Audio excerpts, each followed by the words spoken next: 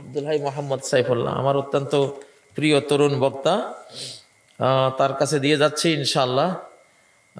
আমাদেরই এই লাইনেরই মানুষ, সহি লাইনের মানুষ, সহি লাইনের বক্তা।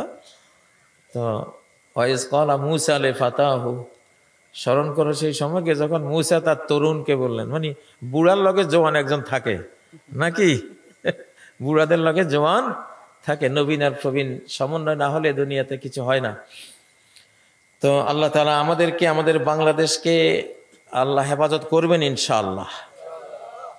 আর যারা হুমকি দামকি দিচ্ছে তারা এখন এক্সপায়ার ডেট ফেল হয়ে গেছে, ওরা আর ফেরত আসবে না ইনশাআল্লাহ। সে টাইমও নাই, এখন দিন যত যাবে ইসলামই বিজয়ী হবে। এই জন্য ভয়ের কিছু নাই, কিন্তু বাংলাদেশকে ঐক্যবদ্ধ থাকতে হবে। দেশপ্রেমে আমরা ঐক্যবদ্ধ। আমাদের রাজনীতির এখন 3টা পিলার: ইসলামপন্থী হইতে হবে, 2 বাংলাদেশপন্থী হইতে হবে, 3 বাংলা ভাষাপন্থী হইতে হবে। বাংলা ভাষার মানুষেরা মজলুম হয়েছে শতাব্দীর পর শতাব্দী। এখনো ভারতে হিন্দি ভাষীরা বাংলা ভাষী মানুষদেরকে ভারতের নাগরিকত্ব থেকেই বঞ্চিত করে দিয়েছে বিভিন্ন আইন করে, পাসপোর্টটা পর্যন্ত নাই। তো এই বাংলা ভাষার কারণে আমরা মজলুম হয়েছি 1000 বছর থেকে। এই জন্য এই ভাষার উপরে আল্লাহর একটা স্নেহ মায়া নাজিল হয়েছে। অনেকে, আমার দুঃখ লাগে, অনেক জেনারেল ভাইয়েরা টকশোতে বসে অর্ধেক বাংলার অর্ধেক ইংরেজি বলে। এটা কি ইংরেজির দেশ? হ্যাঁ, তোমার মায়ের ভাষা তোমার কাছে প্রিয় নয় কেন? তুমি ইংরেজি মায়ের ভাষা এত ভালোবাসো কেন? সব নবী রাসূলরা মূল শিক্ষক জাতির, সবাইকে আল্লাহ তাআলা মাতৃভাষায় প্রেরণ করেছেন। কোরআন তেলাওয়াতের মজলিস, কোরআনের ব্যাখ্যা বিশ্লেষণের মজলিস, জিক্রুল্লাহর মজলিস। জিক্রুল্লাহ, আল্লাহকে স্মরণ করা। যেভাবে স্মরণটা আল্লাহ চান সেভাবে আল্লাহকে স্মরণ করা। কোনো হিন্দু, কোনো খ্রিস্টান, কোনো বৌদ্ধ, কোনো নাস্তিক, কোনো অমুসলিম যে ইসলামের কিছুই জানে না এবং কিছুই সে পালনও করেনি, তার আমলনামার মধ্যে যদি কিয়ামতের দিন আল্লাহ তাআলা একবার শুধু লা ইলাহা ইল্লাল্লাহ এই কালেমাটা পান, আল্লাহ তাকে জাহান্নাম থেকে মুক্ত করে চিরস্থায়ী জান্নাতে দিয়ে দেবেন।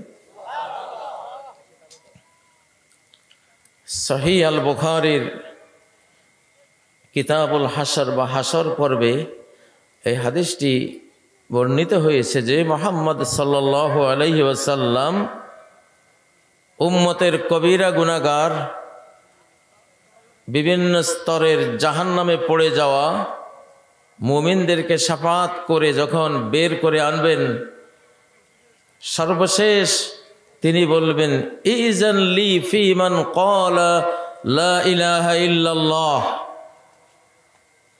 জীবনে শুধু লা ইলাহা ইল্লাল্লাহ একবার বলেছে। লা ইলাহা ইল্লাল্লাহ মানে কি? আল্লাহ ছাড়া কোনো মাবুদ নাই। আল্লাহ ছাড়া কোনো মাবুদ নাই অর্থ কি? আল্লাহ ছাড়া কোনো মাবুদ নাই, এর অর্থ কি? মাবুদ শব্দের অর্থ কি? আমাদের বাংলাদেশি মুসলমানরা ইবাদত কি জিনিস, ইবাদত কি, এটা জিজ্ঞাসা করলে তারা বড় জোর বলবে বন্দেগী করা। আল্লাহ ইলাহা ইল্লাল্লাহ মানে কি? আল্লাহ ছাড়া কোনো মাবুদ নাই। আসলে সে ইলাহ মানে কি এটাও ঠিক মতো বুঝে নাই, মাবুদ মানে কি এটাও বুঝে নাই।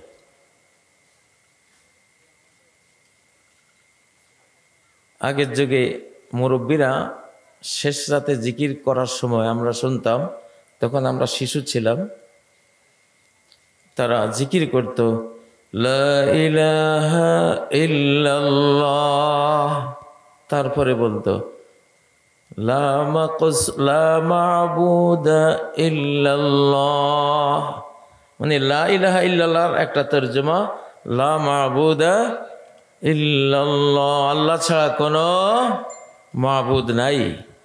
আমরা বাংলা ভাষী, মাবুদ কথাটাও আরবি, ইলাহটাও আরবি, ক্লিয়ার হয় নাই। এই জন্য আরেকটা কথা তারা জিকিরে বলতো, লা মাহবুবা ইল্লাল্লাহ, লা মাহবুদা ইল্লাল্লাহ মানে লা মাহবুবা ইল্লাল্লাহ, কোনো প্রিয় নাই, কোনো প্রিয়জন নাই আল্লাহ ছাড়া। আমি যে মহাব্বত দেব, ভালোবাসা দেব, হৃদয়ের সবটুকু প্রেম প্রীতি ভালোবাসা যাকে আমি অর্পণ করব, এমন শুধু আমার জীবনে একজনে আছেন, তিনি কে? আল্লাহ। কে তিনি? আল্লাহ। তিনি আমার আলটিমেট ফ্রেন্ড, অনন্ত বন্ধু। বাংলা ভাষায় লা ইলাহা ইল্লাল্লাহ মূল একেবারে গভীরে ঢুকে অর্থটা বের করার মতো তর্জমা হয় না, করে না মানুষে। আচ্ছা, লা মাহবুবা ইল্লাল্লাহ, এটাকে আরেকটু ব্যাখ্যা করতো মুরব্বীরা, শুনতাম, আরেকটা কালেমা বলতো লা মাকসুদা ইল্লাল্লাহ। তাহলে লা মা'বুদা ইল্লাল্লাহ, লা মাহবুবা ইল্লাল্লাহ, লা মাকসুদা ইল্লাল্লাহ, তিনটা বাণী দিয়া লা ইলাহা ইল্লাল্লাহকে তারা বুঝার চেষ্টা করত। লা ইলাহা ইল্লাল্লাহ মানে আমার জীবনের কোনো মাবুদ নাই আল্লাহ ছাড়া, কোনো মাহবুব প্রিয়জন নাই আল্লাহ ছাড়া, আমার জীবনের চাওয়া পাওয়া লক্ষ্য উদ্দেশ্য নাই আর কিছু আল্লাহ ছাড়া। কিছুটা বুঝে গেছে না? কে কে বুঝছেন হাত তোলেন দেখি। ক্লিয়ার না? আচ্ছা, এইবার বলি, আব্দুন মানে কি? বান্দা। আব্দুন মানে কি? কিন্তু এটা ফার্সি শব্দ। আব্দ হলো আরবি শব্দ, বান্দা হইল ফার্সি শব্দ, ইরানিয়ান ভাষা। ফার্সিতে বান্দান মানে বেঁধে রাখা, বাঁধন, বাঁধন বেঁধে রাখা, তাই না? রশি দিয়া গরু একটাকে পিলারের সাথে বাঁধছেন, তো যাকে বাঁধা হয় তাকে বলা হয় বান্দা, যাকে বেঁধে রাখা হয়েছে। আর যার সাথে বাঁধা হয় তাকে বলা হয় বন্ধু। কি বলা হয়? তাহলে আব্দ মানে হলো বান্দা, মাবুদ মানে হলো বন্ধু। মাবুদ মানে কি? বন্ধু। আমাদের বন্ধুকে আসমান দিছে কে? এত বড় আকাশ ফ্রিতে যিনি দিয়েছেন, আজ পর্যন্ত কোনো ট্যাক্স দাবি করেন নাই। কত বড় বন্ধু সে, ঠিক না? এত বড় সূর্য, এত বড় একটা বাতি বাল্ব দিয়েছেন। এই পৃথিবীর মতো 13 লক্ষ পৃথিবীর সমান এই বাল্বটা, এই বাতিটা, সূর্যটা কত লক্ষ পৃথিবীর সমান? 13 লক্ষ পৃথিবীর সমান এত বড় একটা বাল্ব, তার এত পাওয়ার। আজ পর্যন্ত রোদের কোনো বিল দিয়েছেন? হ্যাঁ, ছোট ছোট বাতি দেয়, এটা মাসের পরে মিটার, এটার আবার মিটার অনুসারে আবার স্লিপ চলে আসে, বিল না দিলে আবার লাইন কেটে দেয়, ঠিক না বে ঠিক? আহা, সেই কত শত কোটি বছর থেকে এক বাল্বে আল্লাহ তাআলা, এমন এক বাল্ব, সমস্ত আগুন, পৃথিবীর সমস্ত আলো এই সূর্য থেকে তৈরি, সূর্যের সিস্টেমে তৈরি। সূর্য থাকতো না, এই বিদ্যুৎও জ্বলতো না, বিদ্যুৎও জ্বলতো না। সমস্ত আলোর উৎস হলো এই সূর্যটা এই পৃথিবীতে। আবার সূর্য আলো নিয়েছে আল্লাহ থেকে। কার থেকে?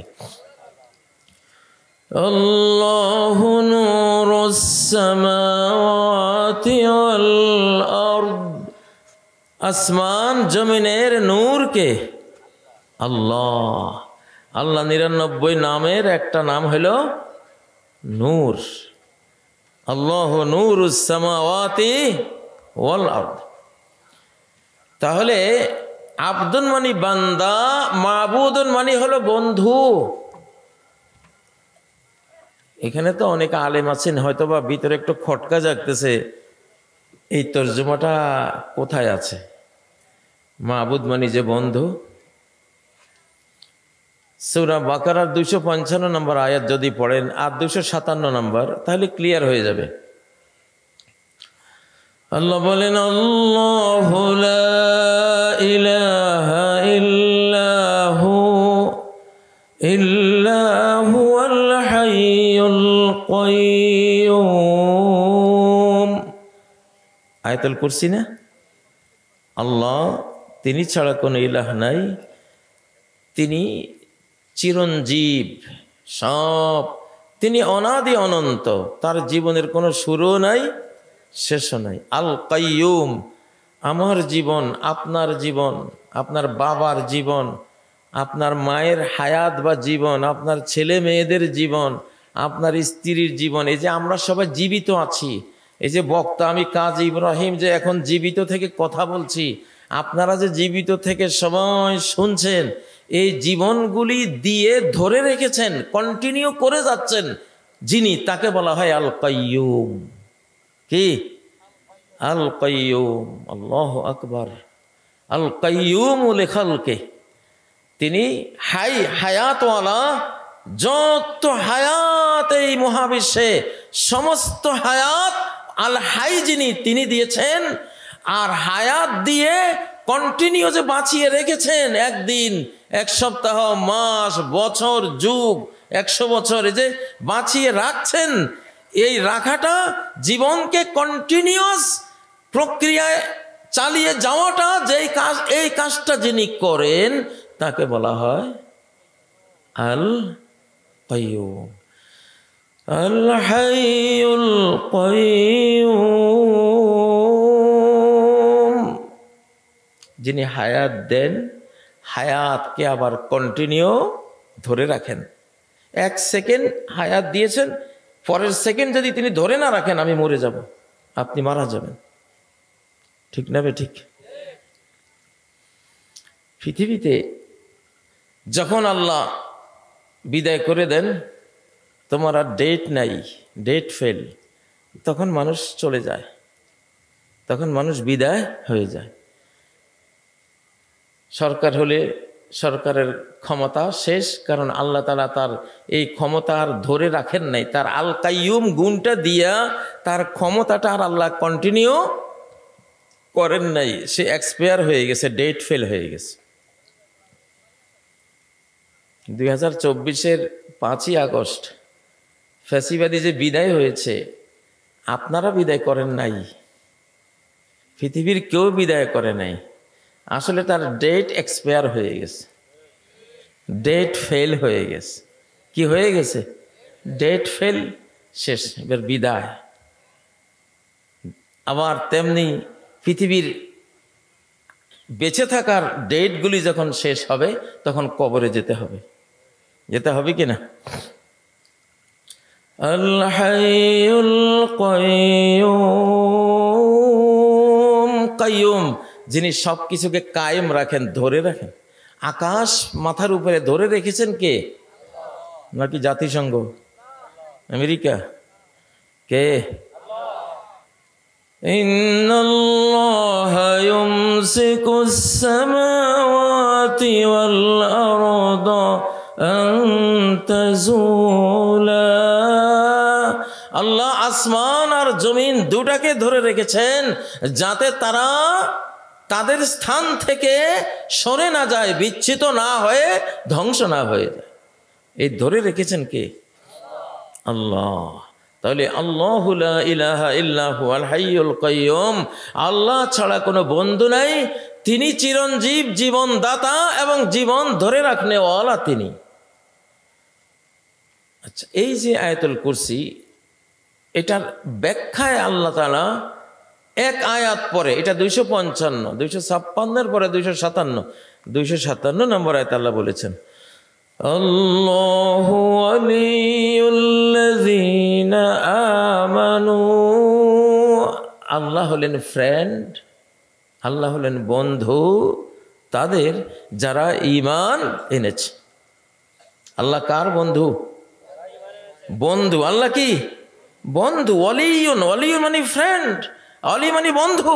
এটা আল্লাহু লা ইলাহা ইল্লা হুয়াল হাইয়ুল কাইয়্যুমের ব্যাখ্যা, যে আল্লাহ ছাড়া কোনো ইলাহ নাই, মানে আল্লাহ ছাড়া তোমাদের কোনো বন্ধু নাই, কোনো বন্ধু নাই। বিপদের বন্ধু একমাত্র কে? যখন খাটে পড়ে যাবেন তখন দেখবেন একে একে ছেলে মেয়েরাও ছেড়ে গেছে, বুড়োর পাশে থাকতে বিরক্তি লাগে, একঘেয়েমি লাগে, পেশাব করে ভেসে আছে গন্ধ লাগে, ঠিক না? স্ত্রীও পাশে থাকে না, ছেলে মেয়েরাও থাকে না, নাতিপুতিরাও থাকে না, খেদমতগার থাকে না।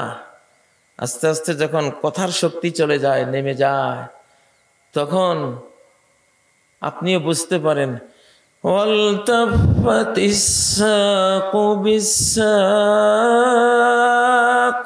হাঁটু আর হাঁটু মিলে যায়, দুই হাঁটু একটু আলগা করতে পারে না, মৃত্যুর আগে হাঁটু মিলে যায়।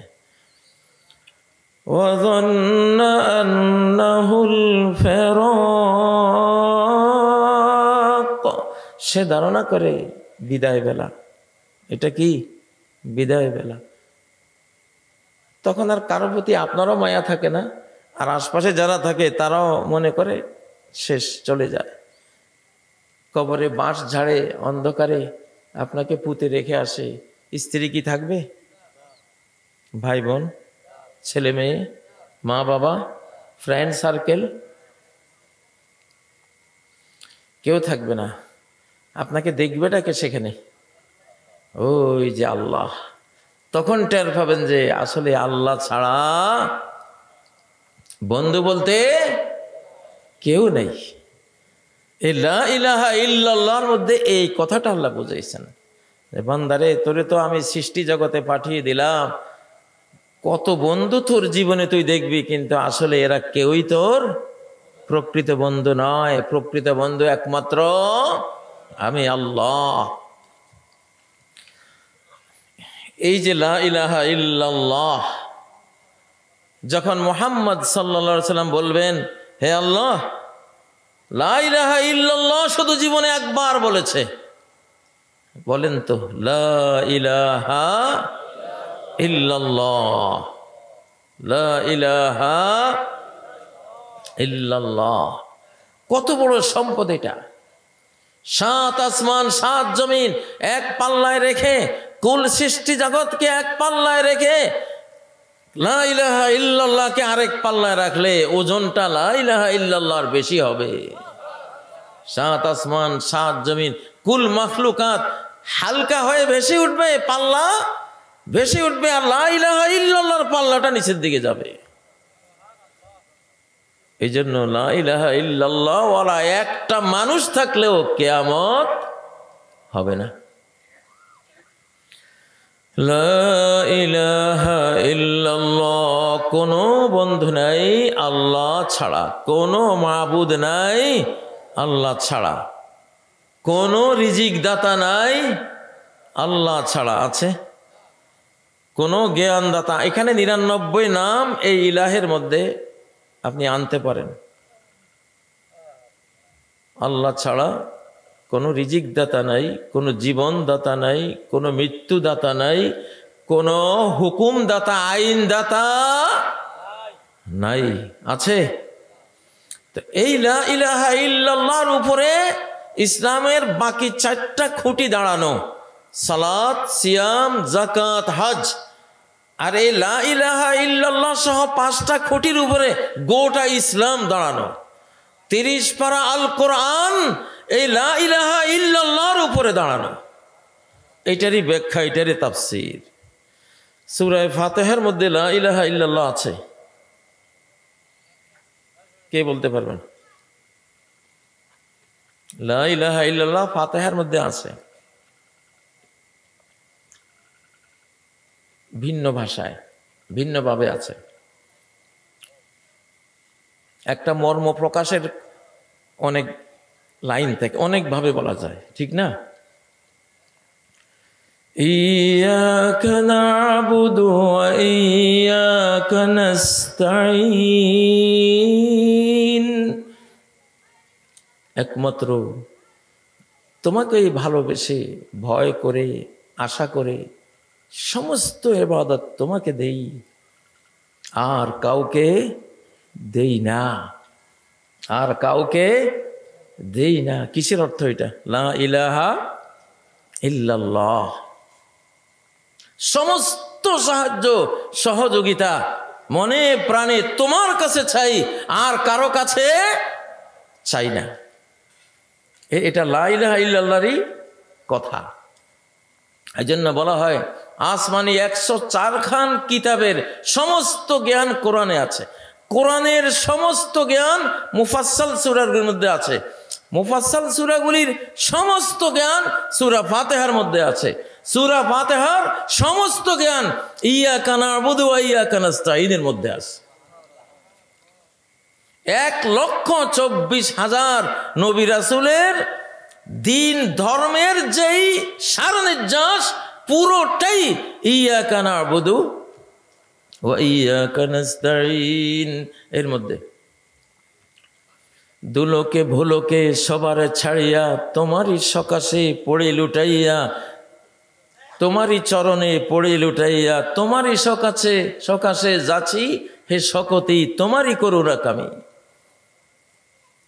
তো ভাইয়েরা বলতেছিলাম কি, কিয়ামতের দিন আল্লাহর জিকিরের মর্যাদা,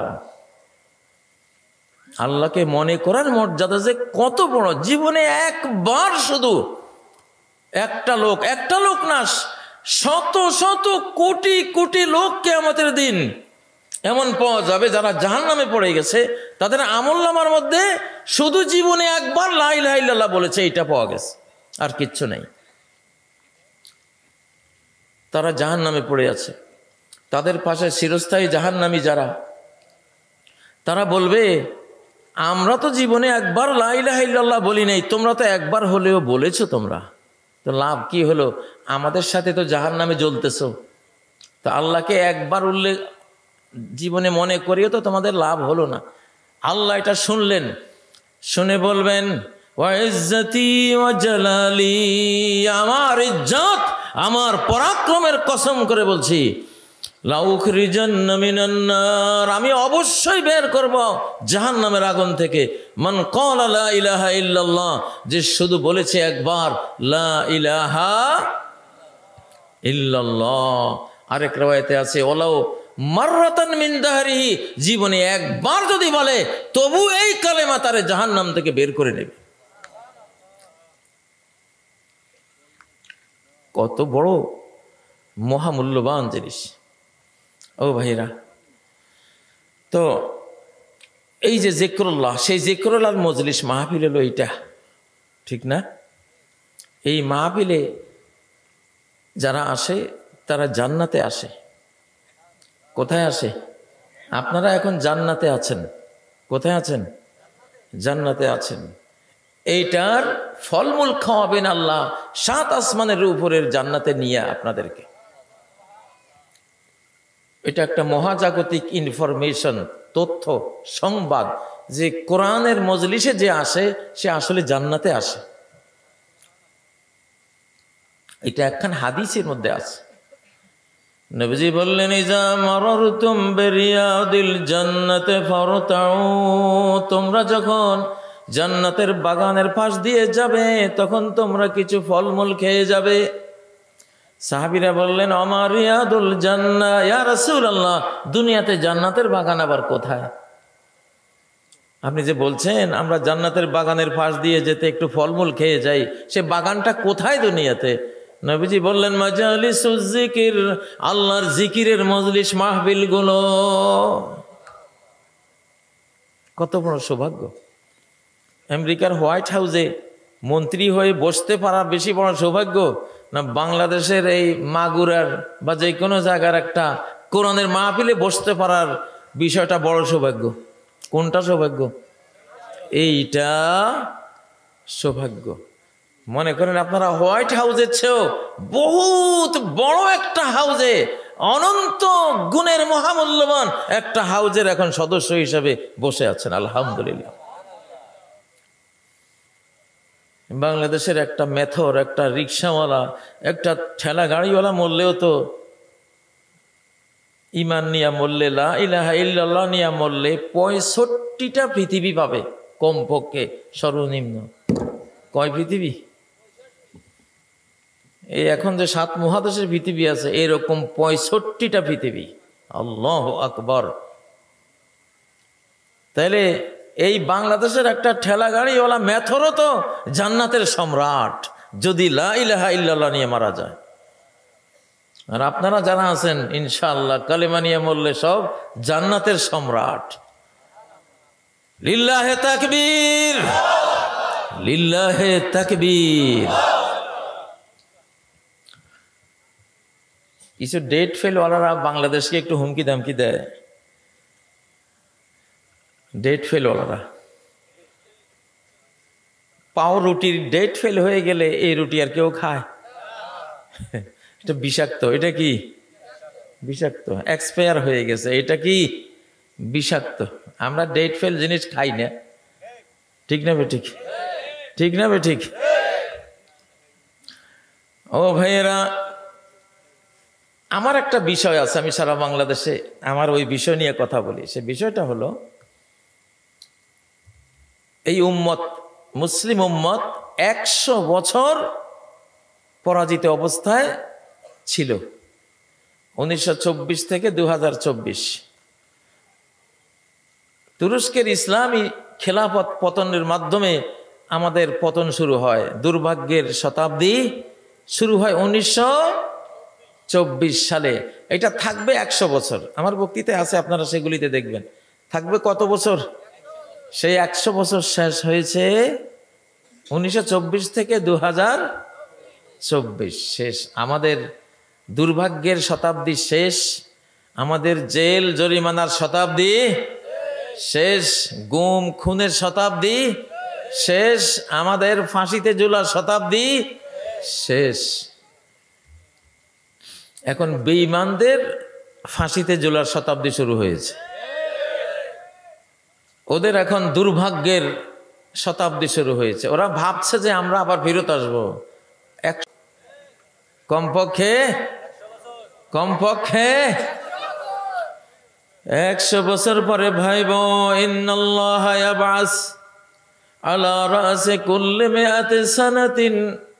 আল্লাহ নবী বলেন, আল্লাহ তাআলা পাঠান লিহাজিল উম্মাহ, এই উম্মতের জন্য, আলা রাসি কুল্লি মিআতি সানা, 100 বছর, যে কোনো 100 বছর, দুঃখের হোক, সুখের হোক, পতনের হোক, উত্থানের হোক, 100 বছর পার হয়ে গেলে গোটা উম্মত আবার নতুন করে জেগে উঠবে। গোটা ইসলামকে আল্লাহ তাআলা রিনিউ করে দেবেন, এমন সব বান্দা পৃথিবীতে পাঠিয়ে দেবেন তিনি। বাংলাদেশকে নবায়ন করে দিছে না আল্লাহ? কি দিয়া? একটা নতুন জিনিস আল্লাহ বাংলাদেশকে দিয়েছিলেন, যেই নাম আগে কেউ শুনে নাই, সমন্বয়ক। এই নামটা কি? সমন্বয়ক। হঠাৎ করে কি আইলো? সমন্বয়ক। সমন্বয়ক 150 থেকে 156 জন, এদের পিছনে গোটা বাংলাদেশ ঐক্যবদ্ধ, ঠিক না? এদেরকে দিয়া, এ তরুণদেরকে দিয়া, পিছনে ইসলামিক দল ছিল, ছাত্র শিবির ছিল, বিএনপি ছিল, খেলাফত ছিল, আমি ছিলাম, আপনারা ছিলেন, সবাই ছিল। কিন্তু সামনে হেডলাইনে কারা ছিল? সমন্বয়ক। সমন্বয়কের মধ্যে আবার সব দলের, ইসলামী দলের ছেলেরাই বেশি, ঠিক না? কিন্তু একটা নাম হয়েছে সমন্বয়ক। এই সমন্বয়কটা বাংলাদেশের জন্য রহমত, ভারতের জন্য গজব, ঠিক না বে ঠিক? আলেম ওলামা মজলুমদের জন্য নেয়ামত, আর ফ্যাসিবাদের জন্য অভিশাপ। আল্লাহ পারেন কিনা? 100 বছরের পর আমরা জেগে উঠছি। তো ওরা যে আবার আজকে 13 তারিখ রাত, 13 তারিখে ফেরত আসার অনেক হুমকি দামকি দিচ্ছে। আমি কই 13 তারিখ না, তোরা আজ থেকে 100 বছর পরে এই কথাটা কইস। কারণ আমরা 100 বছর ভুগছি, তোরাও 100 বছর ভোগার পরে তখন আর দুনিয়ায় থাকবে না, সিংহের ভূতকারের কাছাকাছি হয়ে যাবে। ইমাম মাহদী এসে যাবেন, তারও বহু আগে ঈসা আলাইহিস সালাম এসে যাবেন। আমরা ইমানদার মুসলিম উম্মাহ একদিন একটা মৃদুমন্দ বাতাস বগলের নিচ দিয়ে বয়ে যাবে, সমস্ত মুমিনের জান আল্লাহ কবজ করে নিয়ে যাবেন, জান্নাতে নিয়ে যাবেন। আর দুনিয়াতে থাকবে সব বেঈমান, কাফের, মুশরিক, এগুলি। ওদের উপরে সিংহার ফুৎকার হবে। লা ইলাহা ইল্লাল্লাহ ওয়ালা কারো উপরে সিংহার ফুৎকার হবে না। ও ভাইয়েরা, তাহলে এই বাংলাদেশ কিন্তু নতুন বাংলাদেশ। দেশ ওইটাই, মানুষ ওইটাই, কিন্তু যুগ চেঞ্জ হয়ে গেছে। যুগটা কি চেঞ্জ হয়ে গেছে। এখন থেকে দিন যত যাবে দেখবেন শুধু আলেম ওলামারা ক্ষমতায় আসতেছে, টুপিওয়ালারা আসতেছে, দাড়িওয়ালারা আসতেছে, বোরকাওয়ালিরা আসতেছে, শুধু কোরআনওয়ালারা আসতেছে। টের পাননি? টের পাচ্ছেন না? আলামত দেখছেন না? হ্যাঁ, ডাকসু জাকসু টাকসু এগুলিতে কি নির্বাচন হয়েছে? নির্বাচন না, এটা আসমানি সাইক্লোন, প্রাণ প্রাণ আত্মার সাইক্লোন।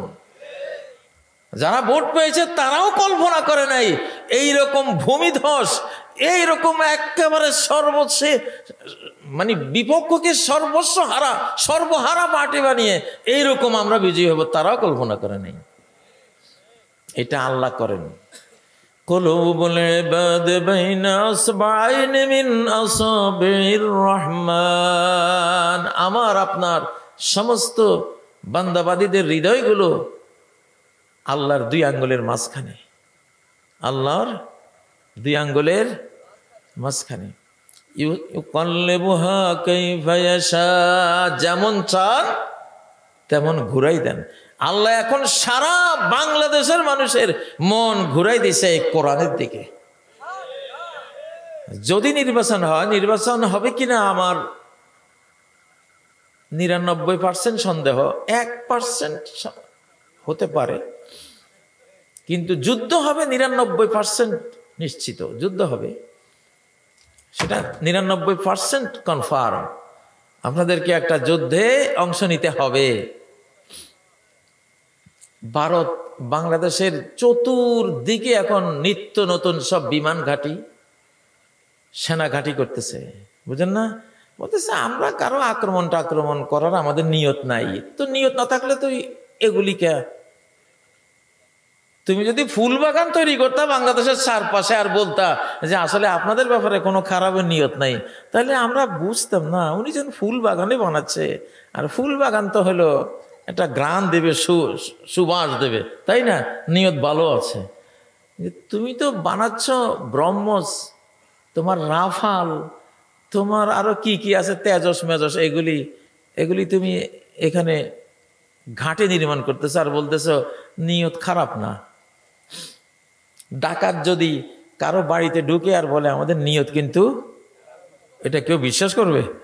ধর বেটা রে বেটা, ডাকাত কোথাকার, তোর নিয়তের গোষ্ঠী কিলে তুই ডাকাত, ঠিক নেবে ঠিক? হ্যাঁ, আমরা বুঝি, আমাদের কোরআন কিতাবের লেখা আছে একটা যুদ্ধ আমাদের উপরে তারা চাপাবে, তারা চাপিয়ে দিবে, আমরা যুদ্ধ করতে যাব না, কিন্তু বাধ্য হব যুদ্ধ করতে। কিন্তু সেই যুদ্ধে গোটা ভারত আমাদের হাতে ইনশাআল্লাহ। আকাশের মালিকে দেবে, কে দেবে? এখনকার পৃথিবীটা ডাইরেক্ট আল্লাহর হাতে। ডাইরেক্ট কার হাতে? আল্লাহর হাতে।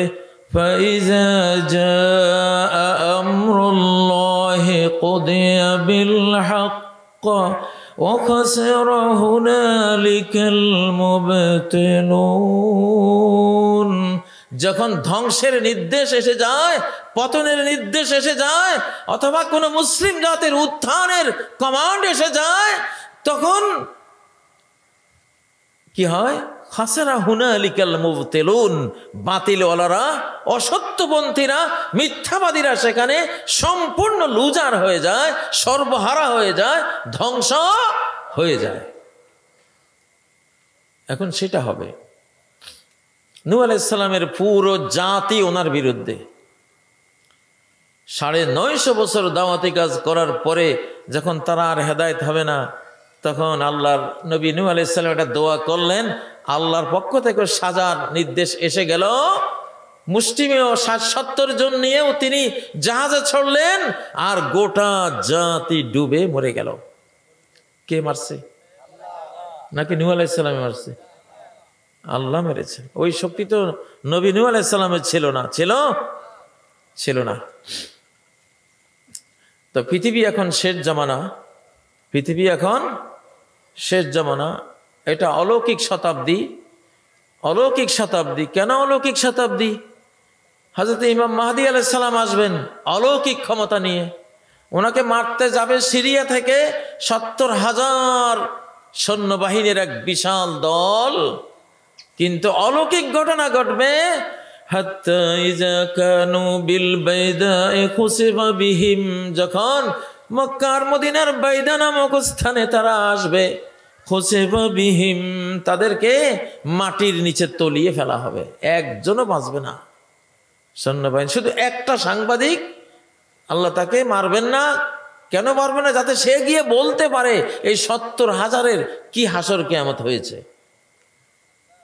অলৌকিক। এটা কি অলৌকিক শতাব্দী। বাংলাদেশের 5ই আগস্ট এটা অলৌকিক শতাব্দী। ডেটটা শেষ হয়ে গেছিল, এক্সপায়ার হয়ে গেছিল। ফ্যাসিবাদের ডেট শেষ, ফ্যাসিবাদের ডেট শেষ। আর ইমাম সাহেব, আলেম সাহেব, হাফেজ সাহেব আর আপামর মুসলিম আল্লাহওয়ালা জনগোষ্ঠীর ডেট শুরু। ঠিক না বে ঠিক? এই জন্য তারা বিদায় হয়েছে। কোন মানুষের শক্তিতে ওরা বিদায় হয় নাই। وَقَذَفَ فِي قُلُوبِهِمُ الرُّعْبَ يُخْرِبُونَ, আল্লাহ তাদের অন্তরের মধ্যে, সেন্ট্রাল হার্টের মধ্যে এমন একটা আক্রমণ করলেন, ভীতি সঞ্চার করলেন, ভয়ের ছোটে সব দৌড়ে পালিয়েছে। আল্লাহ আক্রমণ করে এই জায়গায়। কোন জায়গায়? এই জায়গায়। এই জায়গায় যখন ভয় ঢোকে, তখন মানুষ দৌড় দেওয়া ছাড়া আর মানুষের কোনো উপায় থাকে না। শিশুকালে আপনাদের প্রত্যেকেরই অভিজ্ঞতা থাকার কথা। বাজারে গিয়েছেন, গভীর রাত হয়ে গেছে, বা কোথাও গিয়েছেন, গভীর রাত হয়ে গেছে, জঙ্গলের ভিতর দিয়ে পার হবেন, লাইটও নাই, সারা গা ছমছম করে, ঠিক না? মনে হয় যেন পিছন দিয়ে কে হাঁটি হাঁটি আসতেছে। তখন মুখে আল্লাহু লা ইলাহা ইল্লাহু আয়াতুল কুরসি চিৎকার দিয়ে পড়তেছেন আর দৌড়াচ্ছেন, ঠিক না? কেন? ভয় পাইছেন। কি পাইছেন? এই ভয় পাইলে তখন দৌড় দেওয়া ছাড়া আর উপায় থাকে না। এই ভয়টা ধরাবার কাজেই সারা কোরআনে আল্লাহ বলছেন, দেখ আমার বেশি কিছু করা লাগবে না, আমি শুধু তোর অন্তরে একটু ভয় ঢুকাবো। তোর পরমাণু বোমার ব্রিফকেস তোর হাতে থাকলে কি হবে? ব্রিফকেস থুইয়ে তুই দৌড় দিবি, ঠিক না বে ঠিক? হ্যাঁ, সে আল্লাহ আছেন না নাই? কেমন আছেন? সে আগের শক্তিতে, পূর্ণ শক্তিতে, ঠিক না? ও ভাইয়েরা, বাংলাদেশের হুমকি দিও না। তোমাদের নিজের ঘর গোছাও, নিজের দেশ রক্ষা করো। বাংলাদেশ নিয়ে চিন্তা ভাবনা করার দরকার নাই। ইনশাআল্লাহ মুসলিম নতুন শতাব্দী সে পেয়ে গেছে। এই জন্য সারা পৃথিবীর মুসলমানরা এখন জেগে উঠতেছে, আলহামদুলিল্লাহ। আমেরিকার নিউ ইয়র্ক শহরের মেয়র হয়ে গেছে জাহরান মামদানি। 5 মেয়রে যা ভোট পায় নাই গত 5টা টার্মে, এক আসে তার চেয়ে বেশি ভোট পেয়েছে মুসলমান। ওই ফিলিস্তিনের শিশুর রক্ত, তোমরা ভাবছো ফিলিস্তিনের শিশুদের রক্ত বৃথা গেছে? না, ফিলিস্তিনের শিশুদের প্রতি বিন্দু রক্ত গোটা পৃথিবীকে মুসলমান বানায় ছাড়বে। আধুনিক মানবাধিকারের এই সভ্যতা, এটা যে কতটা হিংস্র, নিষ্ঠুর, নির্দয়।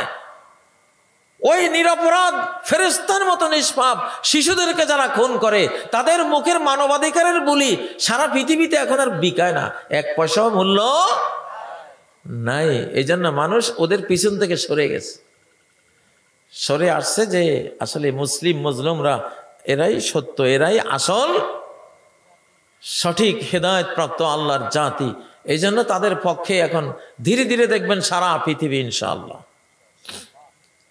ও ভাইয়েরা, তো আমি আপনাদেরকে কি বললাম, একটা যুদ্ধ আসবে। যুদ্ধের জন্য আপনার একটা হাতিয়ার হইল দোয়া। কি দোয়া? একটা দোয়ায় একটা বিশাল বাহিনী খুন হয়ে যেতে পারে, ধ্বংস হয়ে যেতে পারে, একটা দোয়া। তাতারিদের যে নেতা চেঙ্গিস খান, যে চেঙ্গিস খান 40 কোটি মানুষ জবাই করেছে। কত কোটি? 40 কোটি, তার মধ্যে 4 কোটি মুসলমান। এই চেঙ্গিস খান খেতে বসছিল, তখন মুসলমানদের একটা দেশ আল খারিজাম, আফগানিস্তান সহ আল খারিজামে চেঙ্গিস খানের 400 ব্যবসায়ীকে তিনি পাঠাইছিলেন ব্যবসা বাণিজ্যের আলোচনা করার জন্য। তো এক মহিলা ছিল, ওই মহিলা বলছে এরা তো সব গোয়েন্দা। তখন চেঙ্গিস খানের উত্থান হয়, গোয়েন্দা বইলা ওই 400 জনকে হত্যা করে ফেলছে। এটা ইসলামী আইনে এটা অন্যায়, আন্তর্জাতিক আইনেও অন্যায়। চেঙ্গিস খান বেঈমান ছিল, কাফের ছিল, কিন্তু মুসলমান যদি জালিম হয় আর কাফের যদি মজলুম হয়, সে মজলুম বেঈমানও যদি আল্লাহর কাছে জালিম মুসলমানের বিরুদ্ধে করে দোয়া করে দেয়, আল্লাহ ওটা কবুল করে নেন। আল্লাহ কোন জালিমকে সাহায্য করেন না মুসলমান হলেও, আর আল্লাহ কাফেরকেও সাহায্য করেন যদি সে কি হয়, মজলুম হয়। যদি কি হয়, চেঙ্গিস খান পাহাড়ের উপর গিয়া দোয়া করছিল, ও মুসলমানদের আল্লাহ, তুমি যদি সত্যিই থেকে থাকো তো আমার এই নিরপরাধ ব্যবসায়ীদের হত্যার তোমার কাছে বিচার চাই, তুমি বিচার করো। এরপরের ইতিহাস আপনারা জানেন। ওই আল খারিজাম গোটা মুসলিম সাম্রাজ্য চেঙ্গিস খান দখল করে। দখল করতে করতে বাগদাদে চেঙ্গিস খানের পোলা হালাকু খান বাগদাদ দখল করে 18 লক্ষ মুসলমানকে জবাই করে। এই পৃথিবীতে জালিমের কোনো জায়গা নাই, সে মুসলমান হোক আর কাফের হোক। আর মুসলিমের জন্য জায়গা আছেই। মুসলিম একদিন না একদিন প্রতিকার সে পাবেই। তো আমরা বাংলাদেশিরা মজলুম, বহু বছরের মজলুম, শতাব্দীর মজলুম আমরা। ইনশাআল্লাহ সেই জুলুমের আমরা এখন প্রতিকার আল্লাহর কাছ থেকে পাবো। তো পাবো, যে পাওয়ার জন্য আমাদেরকে কিছু সতর্কতা লাগবে। এই কোরআনকে আমাদের এখন জীবনের বিধান, সংবিধান রূপে কবুল করতে হবে ইনশাআল্লাহ। এই বাংলাদেশের জন্ম হয়েছিল 1947 সালে। এই মানচিত্রটা পাকিস্তান নামে, তখন নাম ছিল কি পাকিস্তান, এই নামে এটার জন্ম হয়। মুসলিম মানচিত্র, যেই রাতে ব্রিটিশ অফিসার এই মানচিত্রের ঘোষণা দেন, সেই রাতটা ছিল রমজানের 27 তারিখ, কদরের রাত। অর্থাৎ এই মানচিত্র জন্ম নিয়েছে লাইলাতুল কদরে। আর লাইলাতুল কদর কিসের রাত? কিসের রাত? কোরআন নাজিলের রাত, ঠিক না? তাহলে এইবার ইনশাআল্লাহ যদি নির্বাচন একখান হয়, তাহলে সমস্ত ভোট কোথায় দিতে হবে? এই কোরআনের পক্ষে, কোরআনের বক্সে, ঠিক না? ইনশাআল্লাহ রাজি আছেন? কারা কারা রাজি আছেন আমি দেখি।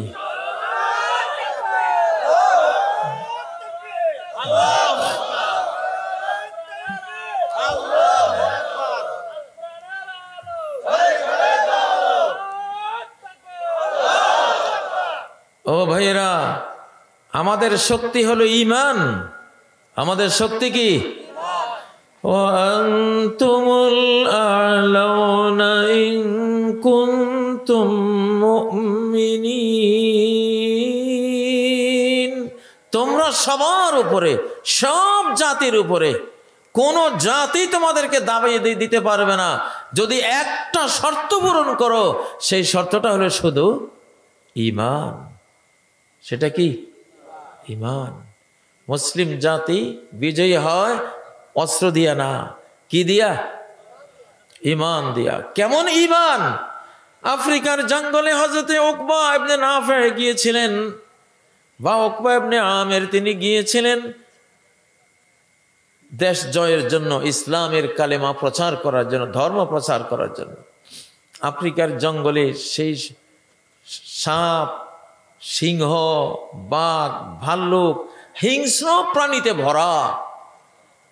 তখন ওই এলাকার জাতি যেগুলো ছিল তারা বলল যে এই যে মুসলমানরা আমাদের বিরুদ্ধে যুদ্ধ করতে এসেছে, আমাদের যুদ্ধ করার লাগবে না, বন জঙ্গলের বাঘ সিংহরা এদেরকে খেয়ে শেষ করে দেবে।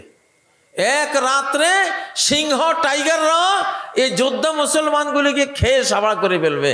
আগামীকাল ভোরে আমরা দেখব কিছুই নাই। এটা যখন মুসলমান সেনাপতি শুনলেন, তখন তিনি পাথরের উপরে দাঁড়িয়ে একটা ভাষণ দিলেন।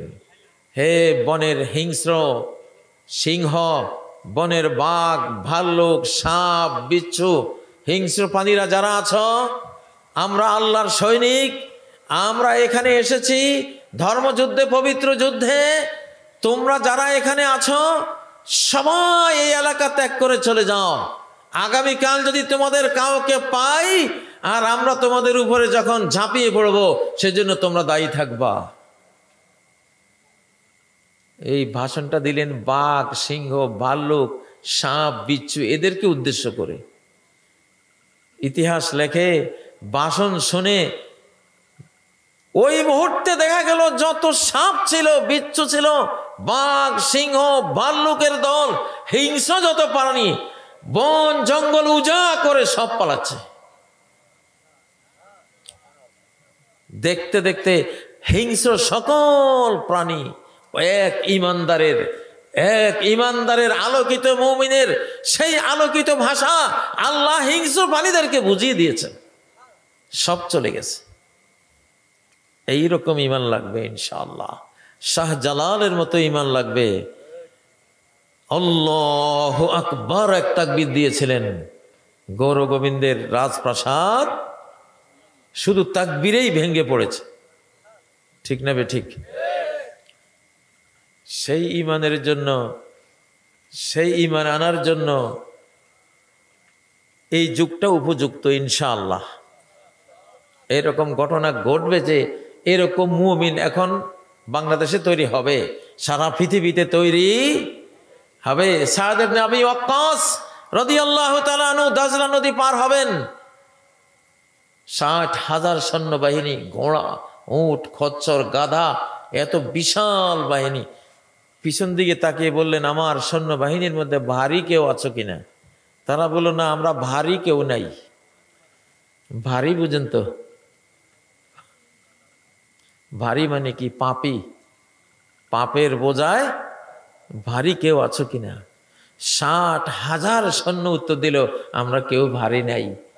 বললেন, তাহলে ডুববা না কেউ, ঝাঁপাই পড়ো, এই প্রমত্তা দজলা নদীর স্রোতের উপরে ঝাঁপাই পড়ো। আল্লাহু আকবার। ঝাঁপ দিলেন। ইতিহাস লেখে যেখানে উট সাঁতরাতে সাঁতরাতে ক্লান্ত হয়ে গেছে, ঘোড়া ক্লান্ত হয়ে গেছে, খচ্চর গাধা ক্লান্ত হয়ে গেছে, নদীর নিচ থেকে মাটি উঠে তলাটা ভেসে উপরে উঠে তাদেরকে নিজের উপরে দাঁড় করিয়ে দিয়েছে। পৃথিবীর সবকিছুই মৌলবাদী। মুসলমান সবকিছুই কি? আল্লাহকে চেনে, আল্লাহকে মানে।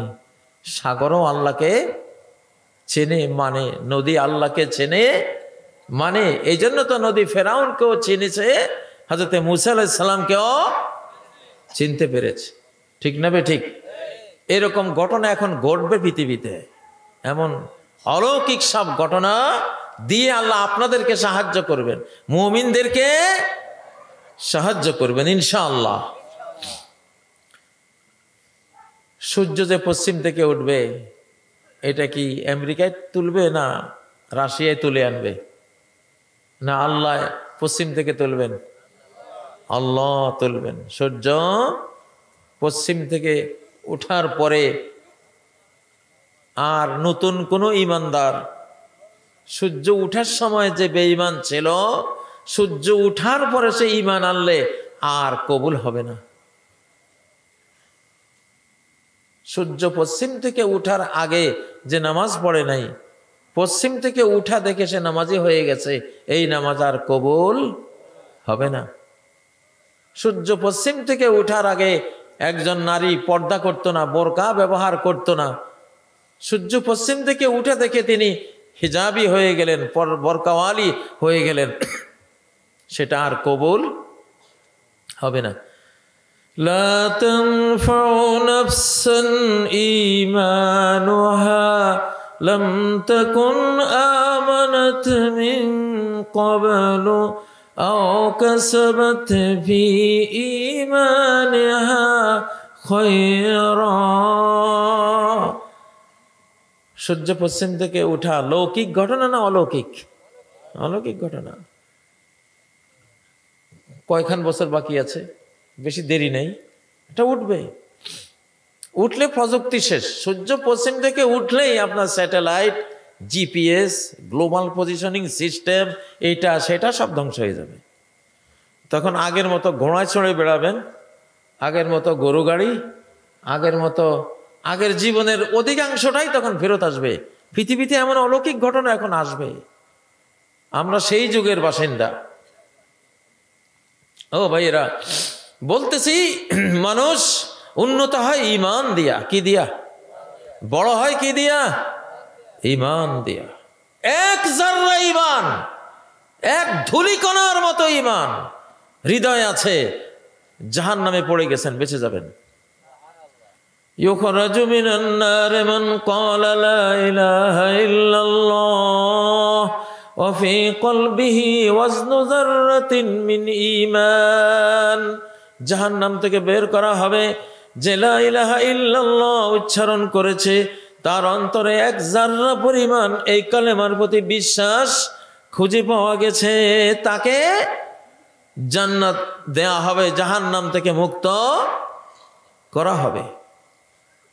ঈমান কত মূল্যবান, ঈমান কত মূল্যবান। ও ভাইয়েরা, বদরের যুদ্ধে নবীজি এক সাহাবীকে তলোয়ার দিতে পারেন নাই। যুদ্ধে তলোয়ার লাগে, কাফের সৈনিকদের হাতে তলোয়ার, তীর, বল্লম সব, সাহাবীদের হাতে কয়খান তলোয়ার। নবীজি এক সাহাবীকে একটা খেজুরের ডাল দিলেন। সে বলল, খেজুরের ডাল দিয়ে আমি কেমনে যুদ্ধ করব? শোনো, এই ডাল দিয়ে তোমার কাজ তুমি করবা, তোমার আঘাত তুমি করবা, বাকি কাজ আল্লাহর। ঠিক না বে ঠিক? ইতিহাস সাক্ষী, ওই খেজুরের ডাল দিয়ে আঘাত করেছে, তলোয়ারের মতো ওইটা কাজ করেছে। ঈমান, এটা কি ঈমান? আমাদের বাংলাদেশ চারপাশে আমাদের শত্রু ঘেরা, ঈমান ছাড়া বাঁচার কোনো উপায় নেই। আলহামদুলিল্লাহ, সেই ঈমান আমাদের বাংলাদেশে অতীতে ছিল কি না? অতীতের ইতিহাসগুলি ঘাটলে আমরা দেখি বাংলাদেশে এইরকম দিগ্বিজয়ী ঈমান এই দেশে ছিল এক সময়, মাঝখান দিয়ে মার খেয়েছে ঈমান। ঈমান চলে গেলে আপনি সব আমল করবেন, একটাও আল্লাহর কাছে কবুল হবে না। একটা মাসালা বলি, যেমন আজ থেকে 100-200 বছর আগে একজন খুন করেছে, সে বেঈমান হয় নাই, মহাপাপী হয়েছে। খুনের কারণে সে বেঈমান হয় নাই, মহাপাপী হয়েছে। এই যুগে খুন করলে বেঈমান হয়ে যাবে। আজ থেকে 100-200 বছর আগে কেউ জিনা ব্যভিচার করেছে, মহাপাপ করেছে, সে বেঈমান হয় নাই, ইমানদার মহাপাপী। কিন্তু এই যুগে যারা জিনা ব্যভিচার করে এরা বেঈমান। আজ থেকে 100-200 বছর আগে যে সুদ খেয়েছে, সুদ খেয়ে ঘুষ খেয়ে কবিরা গুনাহগার মহাপাপী হয়েছে, বেঈমান হয়নি। কিন্তু আমাদের এই যুগে যদি কেউ সেই সুদ খায় কি হয়ে যাবে? বেঈমান হয়ে যাবে। পার্থক্যটা কেন? কারণ আজ থেকে 100-200 বছর আগের পৃথিবী অনেক ভালো ছিল। মুসলমানরা অন্তত কোন হারামকে তারা হালাল মনে করত না। হারামকে হারাম মনে করেই কেউ হয়তো শয়তানের ফেরেবে পড়ে কাজটা করত।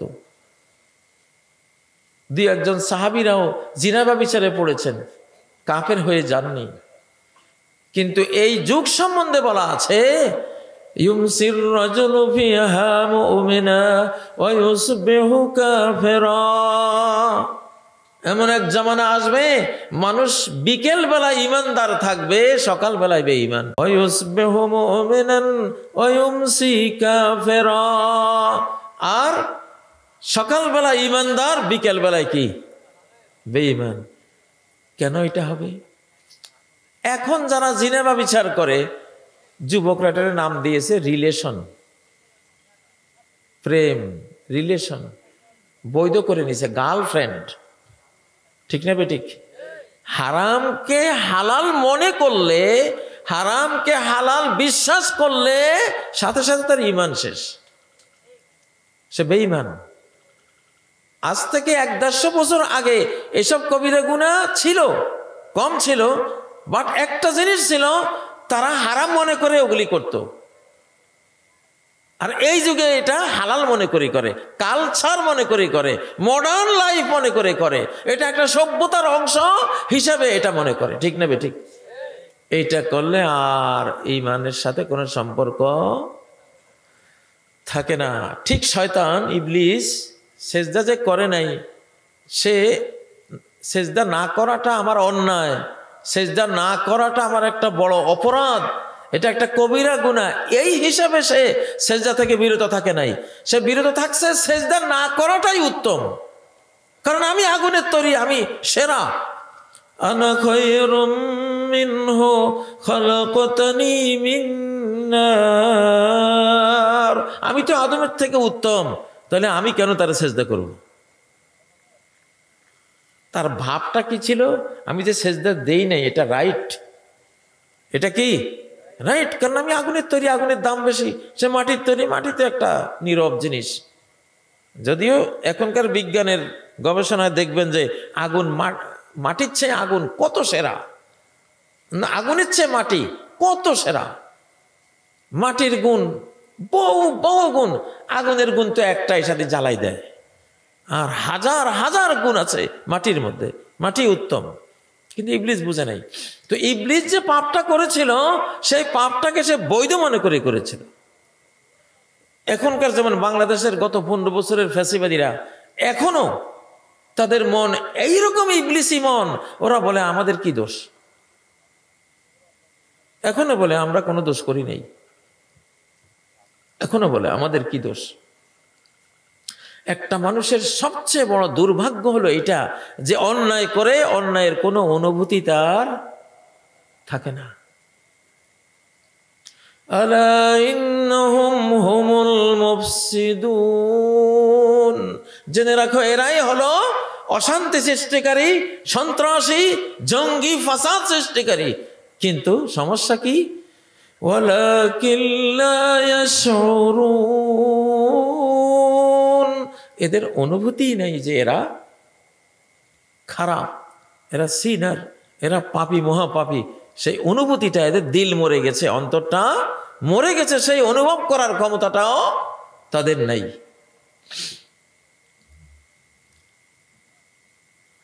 যেই কোনো মহাপাপ হারাম না মনে করে যদি করে, ঈমান চলে যায়। এই জন্যই হাদিসের মধ্যে এসেছে ইউসাল্লুনা ফিল মাসাজিদ ওয়ালাইসা ফীহি মুমিন, মসজিদে মুসল্লি ভরা, মসজিদে জামাতে গেছে কিন্তু সে সুদ হালাল মনে করে। সে জামাতে পড়ছে নামাজ কিন্তু সুদ হালাল, সে সুদি কারবারের, সুদি ব্যাংকের চাকরিজীবী, সে সুদ লেখে, সে কিছুই মনে করে না, মনে করে এটা চলে।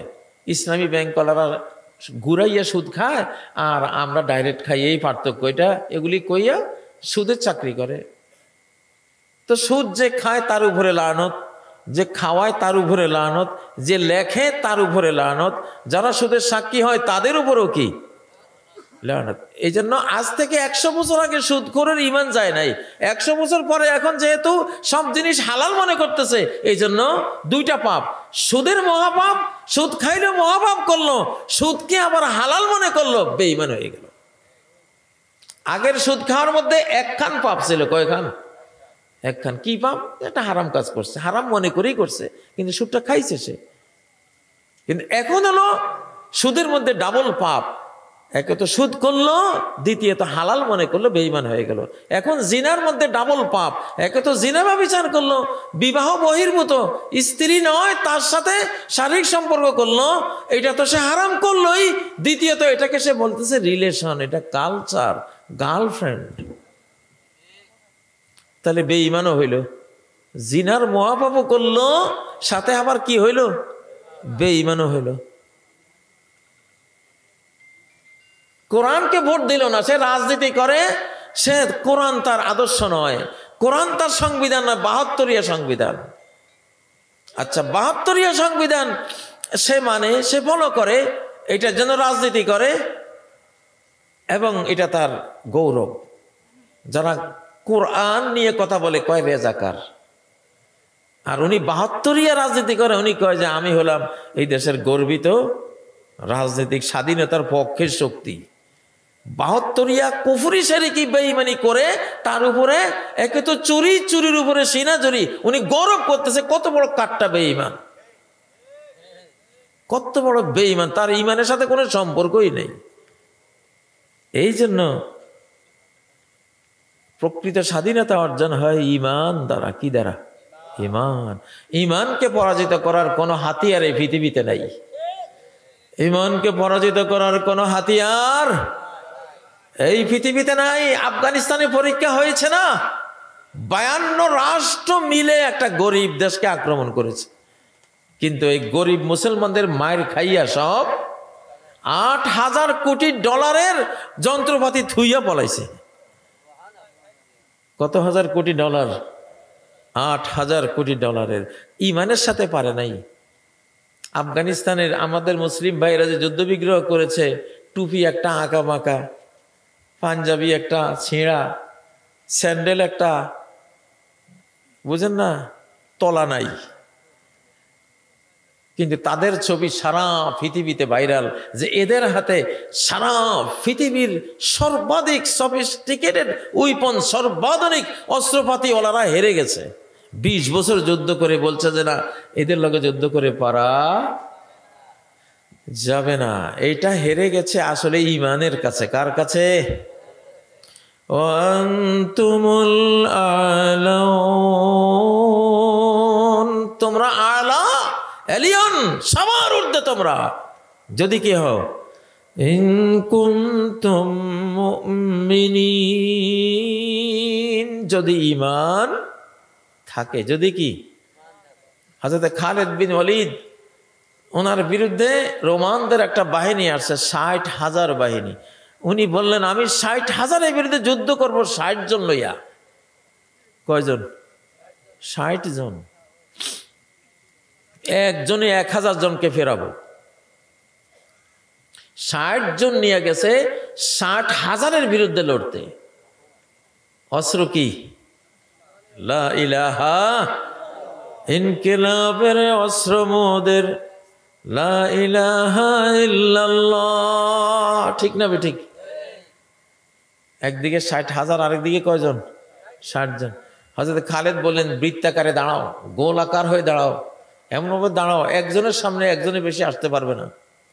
চলল যুদ্ধ, সকাল থেকে সন্ধ্যা পর্যন্ত লাশের স্তূপ। হযরত আবু উবাইদা ইবনে জাররাহ বলেন, লাশের স্তূপের উপরে ঘোড়া চালায় যাচ্ছি, আল্লাহর কাছে দোয়া করছি, আল্লাহ কোনো মুসলমানের রক্ত ভেজা লাশের উপরে যাতে আমার ঘোড়ার পা না পড়ে, আল্লাহ তুমি সেটা থেকে আমারে রক্ষা করো। গিয়ে দেখলাম সেই ধুলি উঠতেছে, ধুলি বালি আর লাশ রক্ত। যাইয়া দেখি খালেদ দাঁড়িয়ে আছে, তার 60 জন লইয়া একজনও মারা যায় নাই।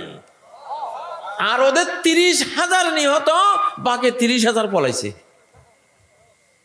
ঈমান, এটা কি? এটারে বলে ঈমান। ওয়া আনতুমুল আ'লাউনা ইন কুনতুম মুমিনিন। কোরআনের সূরা বাকারার যে তালুতের কাহিনী, তালুতের সাথে 1 লক্ষ সৈন্য ছিল। তিনি বললেন, ইন্নাল্লাহা মুবতালিকুম বিনাহার, আল্লাহ একটা নদীর পানি দিয়া তোমাদের পরীক্ষা করবেন। ফামান শারিবা মিনহু ফালাইসা মিন্নি, ওই নদীর পানি যে পান করবে সে আমার দলে থাকতে পারবে না। ওয়া মান লাম ইয়াতআমহু ফাইন্নাহু মিন্নি, ওই নদীর মিষ্টি পানিটা যে পান করবে না সে আমার দলে থাকবে। ইল্লা মান ইউতারাফা গুরফাতান বিয়াদি, হ্যাঁ কেউ যদি 1 কোষ পানি পিপাসা নিবারণের জন্য পান করে, করতেই পারে। কয় কোষ? 1 কোষ। 1 লাখের মধ্যে টিকছে শুধু 313 জন। কয়জন? 300।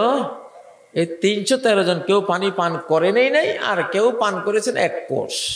এটা দুনিয়ার এক্সাম্পল। দুনিয়া তোমার 1000 কোটি টাকা থাকুক, 1 কোষের বেশি মানে যতটুকু দরকার এর বেশিটা তুমি অপচয় করো না, ভুগি হইও না। ফাইন্না ইবাদাল্লাহি লাইসু বিল মুতানাইমিন, আল্লাহর বান্দারা ভুগি হয় না, আল্লাহর বান্দারা ভুগি হয় না। নবী সাল্লাল্লাহু আলাইহি সাল্লামকে ভোগের প্রস্তাব দিয়েছিলেন জিবরাইল আসে, হে নবী যদি আপনি চান আজআল্লাকা বাতহা মক্কা তাযাহাবা, মক্কার সমস্ত পাথর আপনার জন্য স্বর্ণ বানিয়ে দেব, আপনি নেবেন? তিনি বলেন, না।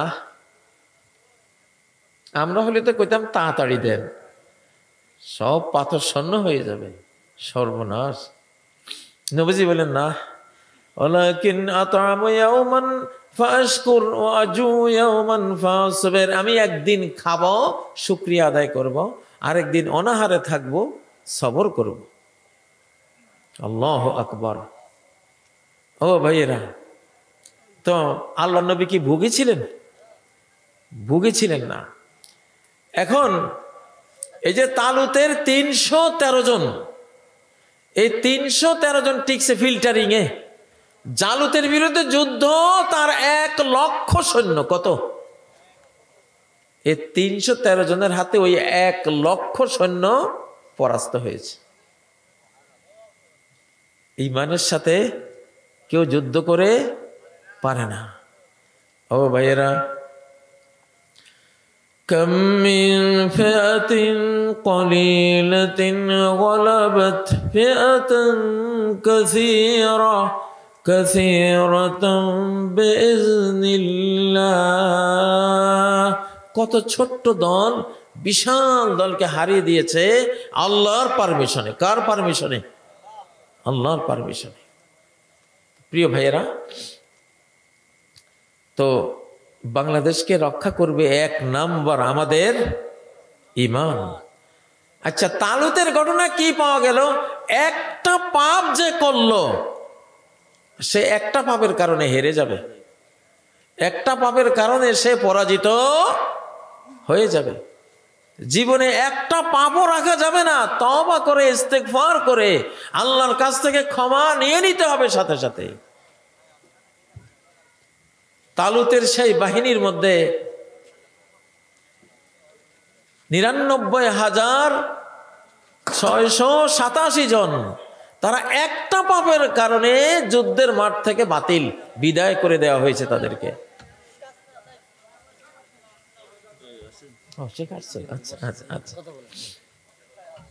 তাহলে সে উপরে উঠে এখানে যাও। তো আসলে পৃথিবীতে 1 পাপ থিওরিতে চলতে হয়। কি থিওরি? ওয়ান সিন থিওরি, এক পাপ। একটা পাপ আছে কিনা আমার জীবনে, আমি কন্টিনিউ করে যাচ্ছি কিনা, একটা পাপ। কয়টা পাপ? ওই একটা পাপে শেষ করে দেবে। একটা আগুনের কণায় তো জ্বালিয়ে দিতে পারে। একটা বিশাল কারখানা, গার্মেন্টস কারখানা, একটা অগ্নিস্ফুলিঙ্গই তো জ্বালিয়ে দিতে পারে, নাকি পারে না? পারে, তাই না? শয়তান ধ্বংস হয়েছে কয় পাপে? ওয়ান পাপ থিওরি, তাই না? এক পাপে সারা জীবনের সব অর্জন শেষ, তার গোটা জ্ঞাতি গোষ্ঠী শুদ্ধা শেষ। আদম আলাইহিস সালাম কয় পাপে আকাশ থেকে বহিষ্কৃত হয়ে জমিনে আসলেন? একটা পাপ, ওয়ান পাপ থিওরি। মানুষ ধ্বংস হয় একটা পাপে, যদি সে তওবা না করে, যদি সে ইস্তেগফার না করে, পাপটা চালিয়ে যায়, একটাই এনাফ ধ্বংস হওয়ার জন্য। ইউনূস আলাইহিস সালাম মাছের পেটে গিয়েছিলেন কয় পাপে? ওই একটা ভুল, তাই না? উহুদের যুদ্ধের পরাজয় একটা ভুল, হুনাইন যুদ্ধের পরাজয় কয়টা ভুল? একটা ভুল। কারণ পাপ হলো আগুনের কণা, একটা আগুনের কণা। হ্যাঁ হ্যাঁ, মোজামুন নারে মিন মুস্তাসগারি শারারি, বিশাল অগ্নিকাণ্ড ঘটে এমন একটা আগুনের কণা থেকে, যে আগুনের কণাকে আপনি মুস্তাসগার, আপনি ইচ্ছা করে অবহেলা করে ভাবছেন এই ছোট্ট আগুনের কণার কি করবে, ওইটাই অগ্নিকাণ্ড ঘটাই দেবে, ঠিক না? তো ওয়ান পাপ থিওরি। বর্তমান বাংলাদেশকে রক্ষা করতে হলে এমন ওই 313 জনের মতো, সে তালুতের 313, মহানবী সাল্লাল্লাহু আলাইহি সাল্লামের বদরের 313, ইমাম মাহাদিরও 313, এরা নিষ্পাপ, এরা ওয়ান পাপ থিওরিতে চলে। এরা একটা অন্যায় নিজের জীবনে রাখে না। একটা হলে আল্লাহ মাফ করে দেও, আল্লাহ তওবা করে জীবনের এই কাজ করব না। কারণ একটা পাপই তো একটা আগুনের কণা। তো যাই হোক, আসলে আমি যেটা আপনাদেরকে বলতে চেয়েছি সেটা হলো, বাংলাদেশের সামনে একটা যুদ্ধ আছে, হাদিসে বর্ণিত যুদ্ধ। সেই জন্য যুদ্ধ তো আর সুখের জিনিস না। সুখের জিনিস, অনেক কষ্টের জিনিস, অনেক হারাবার বেদনার জিনিস। তো মানুষ হেরে যায় মনের দুর্বলতায়, ইমানের দুর্বলতায়, বিজয়ী হয় ইমানের সবলতায়, ঠিক না বেঠিক? আমরা হলাম, আমাদের ইমান শক্ত করতে হবে। মরলে শহীদ, বাঁচলে গাজী। এটা মরলে শহীদ, বাঁচলে গাজী, অনেক আগে থেকে কথাটা চলে আসছে। আমি একটু পাল্টাই দেই, মরলে শহীদ, বাঁচলে শাসক। মরলে শহীদ, বাঁচলে শাসক। যারা শহীদ হয়েছে তারা তো গেছে, আর যেগুলি বাঁচি থাকবো গোটা বিশ্ব শাসন করবো ইনশাআল্লাহ, বাংলাদেশ সুদ্ধা, ঠিক না বেঠিক?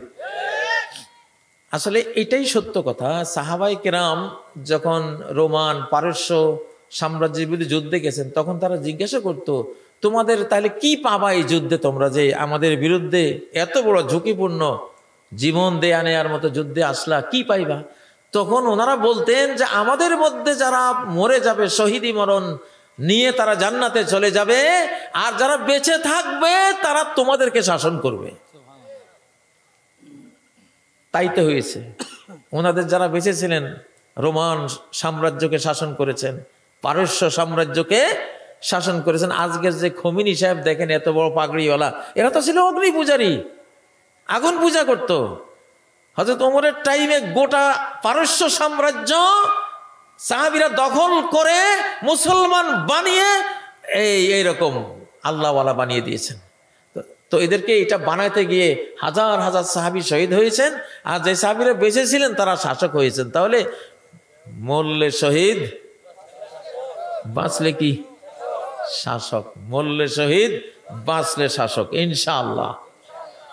আমি আর কথা লম্বা করব না। এখন আমার এক তরুণ ভাই আব্দুল হাই